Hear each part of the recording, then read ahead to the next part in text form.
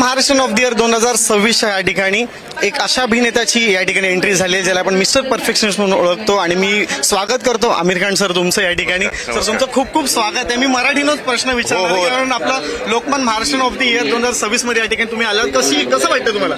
मला खूप छान वाटतं आणि हे खूप इम्पॉर्टंट इव्हेंट आहे आणि जे लोक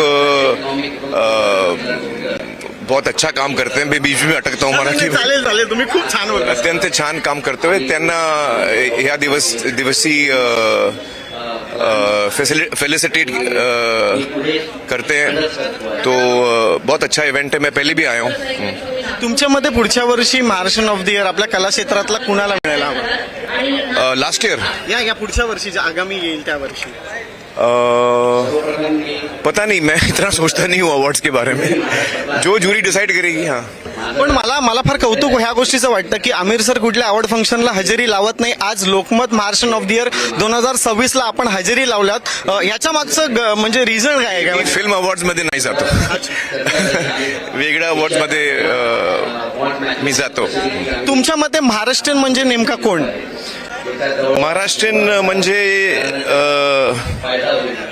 जे इथे हिंदी में बोलूं? हाँ चालेल सर. जो यहाँ जिसकी यहाँ पैदाइश है या जिसने महाराष्ट्र को अपना लिया है, जिसको लगता है कि महाराष्ट्र मेरा राज्य है और महाराष्ट्र के लिए वो जी जान से काम करता है, तो वो एक असली महाराष्ट्रन होता है जो सोसाइटी में कॉन्ट्रीब्यूट करता है. जी. महाराष्ट्राच्या कुठल्या नेत्यावरती जर एखाद्या सिनेमा बनला तर तुम्हाला कुठल्या त्या नेत्याचा भूमिका करायला आवडेल, त्या नेत्याचा कॅरेक्टर करायला आवडेल तुम्हाला? ऐसे तो बहुत सारे पॉलिटिशियंस रहे हैं जिनकी जिंदगी बहुत ही इंटरेस्टिंग रही है और बहुत ही चैलेंजिंग रही है. अप्स एंड डाउन्स रहे हैं. तो देवेंद्र जी का मैं बहुत बड़ा फैन हूँ क्योंकि मैं उनके साथ काफ़ी काम करता हूँ. पानी फाउंडेशन में अभी पिछले 10 सालों से हमने साथ में काम किया है और मेरे दिल में बड़ी इज्जत है उनके लिए. वो बहुत ही फॉरवर्ड थिंकिंग लीडर हैं और बहुत समझदार लीडर हैं. तो मैं उनको बहुत अप्रिशिएट करता हूँ. आमिर सर तुम्ही नेहमी एक एक्सपेरिमेंटल फिल्म करत असता म्हणजे लोकांना फार जवळीक वाटतात, ते कनेक्ट होतात.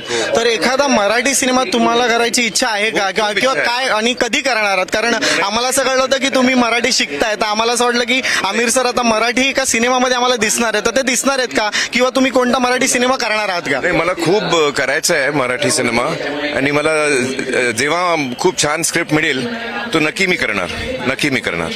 खूप खूप धन्यवाद. आपण Lokmat Maharashtra of the year ला हजेरी लावण्यासाठी आणि खूप खूप शुभेच्छा आपल्याला सर. थँक्यू.